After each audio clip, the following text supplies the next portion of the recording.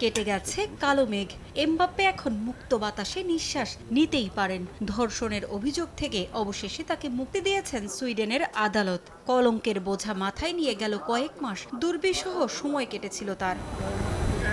PSG ছেড়ে Real মাদ্রিদে যোগ দেওয়ার পর একেবারেই ছন্দ খুঁজে পাচ্ছিলেন না ফরাসি তারকা। সতীর্থদের সঙ্গে মানিয়ে নিতেও পারছিলেন না। আকাশ সমান প্রত্যাশা নিয়ে স্প্যানিশ ক্লাবে পাড়ি জমালেও তার কাছ থেকে সেরাটা পায়নি ক্লাব। উল্টো সমালোচনার ঝড় ওঠে তাকে নিয়ে।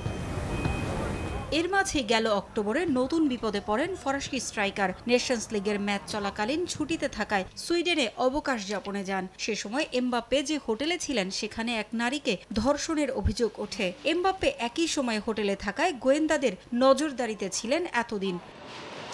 এই ঘটনার পর স্বাভাবিক জীবনযাপন কঠিন হয়ে পড়েছিল এমবাপ্পের। যদিও ২৫ বছর বয়সী ফরাসি তারকা এটিকে হাস্যকর ও ভিত্তিহীন অভিযোগ বলে সে সময় উড়িয়ে দেন। অভিযোগ প্রমাণের আগেই রিয়াল মাদ্রিদের জার্সির বিজ্ঞাপন থেকেও সরিয়ে দেওয়া হয় তাকে। তবে মাঠের খেলায় ছন্দ খুঁজে পাওয়ার পাশাপাশি স্বস্তি ফিরেছে তার জীবনেও। লা লিগায় জিরোনার বিপক্ষে গোল পাওয়ার পর চ্যাম্পিয়ন্স লিগেও আটালান্টা ম্যাচে দলের জয়ে ভূমিকা রাখেন এমবাপ্পে। এবার ধর্ষণ মামলা থেকেও মুক্তি মিলল তার। সুইডেনের পুলিশ এতদিন এ বিষয়ে তদন্ত করে দেখেছে, তবে তদন্ত চলাকালীন তার বিরুদ্ধে পর্যাপ্ত তথ্য প্রমাণ খুঁজে পায়নি আদালত। তাই তো এই অভিযোগ থেকে মুক্তি দেয়া হলো তাকে।